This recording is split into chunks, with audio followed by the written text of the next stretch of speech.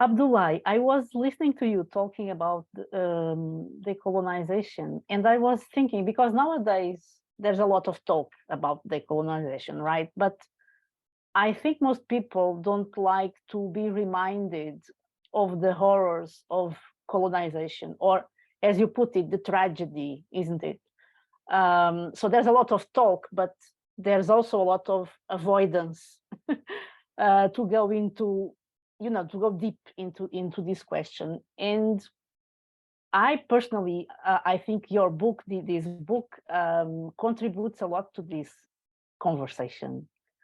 Um, yeah, and would you like to elaborate on that, or how this book, how this book can contribute to um, make the tragedies of the colonization more, evident to the.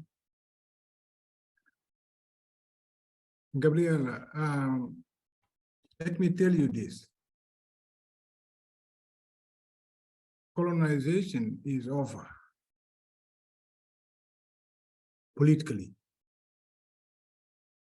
Our new colonizers, the biggest one, are African. They are doing a lot of harm to us. Through corruptions, they are taking schools from our, villages.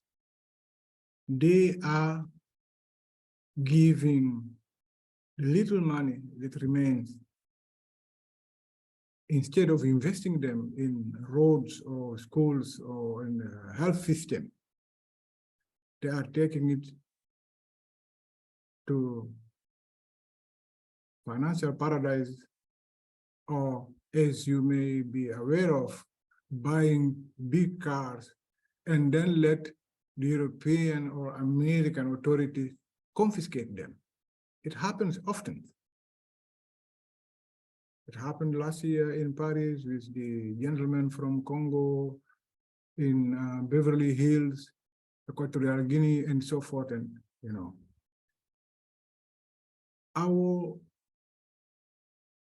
problem, and let's focus on what our real problem is. It's no more the white man or, the European country, whatever. It is the local guy, local politician, that is destroying everything, including hope. They are taking hope away from our youth. They are not investing in education. They are not promoting our culture. So there are so many bad things happening nowadays that we should focus on what really matters. I'm not saying that we should ignore it, ignore that, we were colonized. There are still something, remaining. Take the example of the currency that we have in this country, the franc CFA. This is a way France found to keep, making people pay the colonial tax. We are paying it, all of us, 50% of our revenue, of the revenue of at least 15 countries, 8 in West Africa, 5 in Central Africa. 50% of the revenue goes, to where? To France. What do they give us back? Nothing. They say, well, your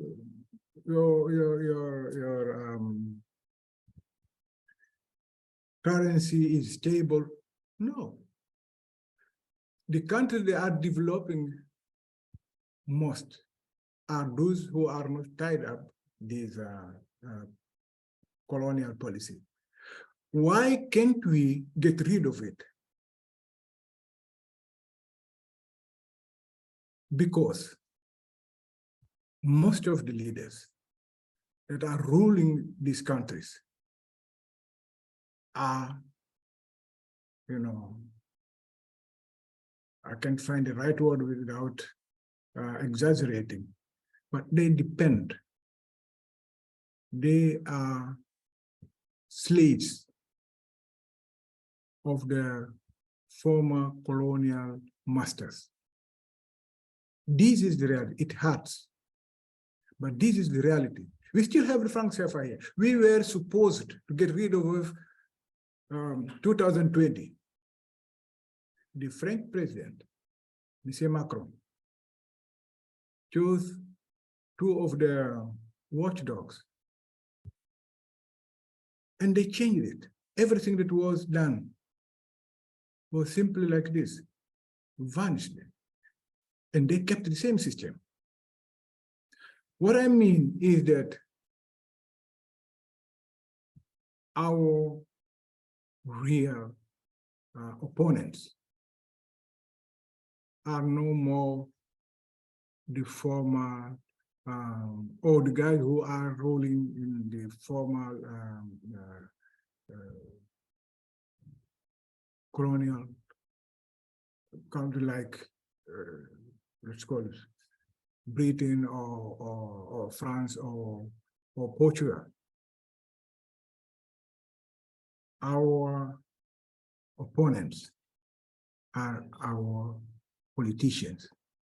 They are the ones who are leading this process of destroying the countries. Okay, so in our literature, this should be made clear.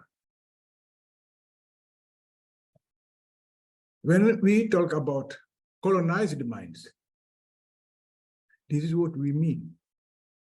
People that act, that behave the same way the former master behaved.